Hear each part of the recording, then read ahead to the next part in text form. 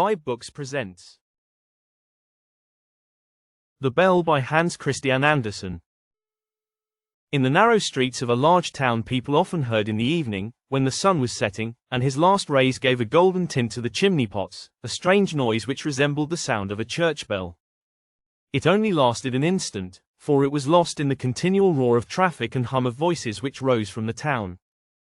The evening bell is ringing, people used to say. The sun is setting. Those who walked outside the town, where the houses were less crowded and interspersed by gardens and little fields, saw the evening sky much better, and heard the sound of the bell much more clearly. It seemed as though the sound came from a church, deep in the calm, fragrant wood, and thither people looked with devout feelings. A considerable time elapsed. One said to the other, "I really wonder if there is a church out in the wood. The bell has indeed a strange sweet sound. Shall we go there and see what the cause of it is?" The rich drove, the poor walked, but the way seemed to them extraordinarily long, and when they arrived at a number of willow trees on the border of the wood, they sat down, looked up into the great branches, and thought they were now really in the wood. A confectioner from the town also came out and put up a stall there. Then came another confectioner who hung a bell over his stall, which was covered with pitch to protect it from the rain, but the clapper was wanting. When people came home, they used to say that it had been very romantic, and that really means something else than merely taking tea. 3 persons declared that they had gone as far as the end of the wood. They had always heard the strange sound, but there it seemed to them as if it came from the town. One of them wrote verses about the bell, and said that it was like the voice of a mother speaking to an intelligent and beloved child. No tune, he said, was sweeter than the sound of the bell. The emperor of the country heard of it, and declared that he who would really find out where the sound came from should receive the title of bell ringer to the world, even if there was no bell at all. Now many went out into the wood for the sake of this splendid birth, but only one of them came back with some sort of explanation. None of them had gone far enough, nor had he, and yet he said that the sound of the bell came from a large owl in a hollow tree. It was a wisdom owl, which continually knocked its head against the tree, but he was unable to say with certainty whether its head or the hollow trunk of the tree was the cause of the noise.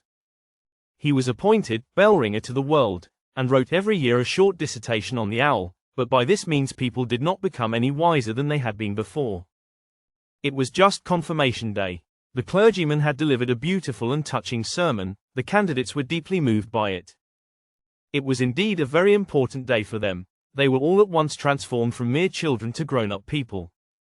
The childish soul was to fly over, as it were, into a more reasonable being.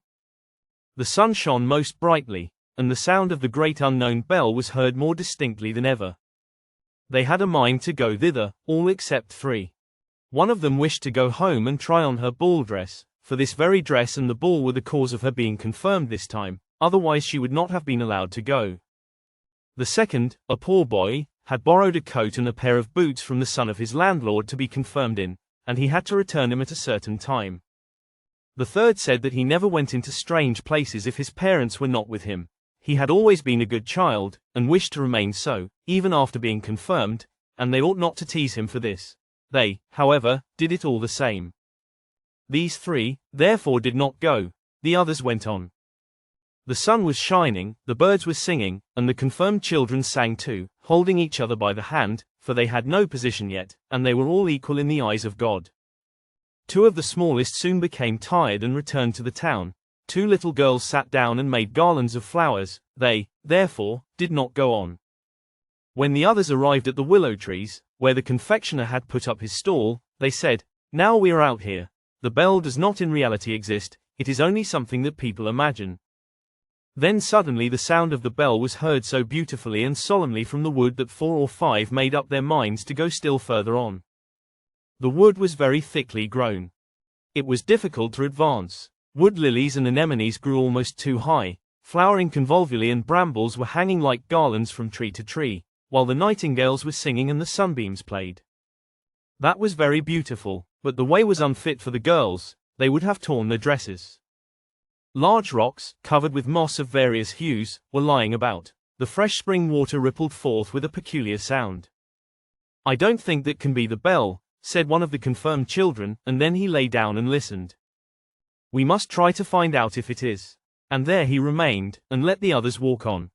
They came to a hut built of the bark of trees and branches. A large crab apple tree spread its branches over it, as if it intended to pour all its fruit on the roof, upon which roses were blooming. The long boughs covered the gable, where a little bell was hanging. Was this the one they had heard? All agreed that it must be so, except one who said that the bell was too small and too thin to be heard at such a distance, and that it had quite a different sound to that which had so touched men's hearts. He who spoke was a king's son, and therefore the others said that such a one always wishes to be cleverer than other people. Therefore they let him go alone, and as he walked on, the solitude of the wood produced a feeling of reverence in his breast. But still he heard the little bell about which the others rejoiced, and sometimes, when the wind blew in that direction, he could hear the sounds from the confectioner's stall, where the others were singing at tea. But the deep sounds of the bell were much stronger. Soon it seemed to him as if an organ played an accompaniment. The sound came from the left, from the side where the heart is. Now something rustled among the bushes, and a little boy stood before the king's son, in wooden shoes and such a short jacket that the sleeves did not reach to his wrists. They knew each other. The boy was the one who had not been able to go with them because he had to take the coat and boots back to his landlord's son. That he had done, and had started again in his wooden shoes and old clothes, for the sound of the bell was too enticing. He felt he must go on. "We might go together," said the king's son. But the poor boy with the wooden shoes was quite ashamed. He pulled at the short sleeves of his jacket, and said that he was afraid he could not walk so fast. Besides, he was of opinion that the bell ought to be sought at the right, for there was all that was grand and magnificent. "Then we shall not meet," said the king's son, nodding to the poor boy, who went into the deepest part of the wood, where the thorns tore his shabby clothes and scratched his hands, face, and feet until they bled.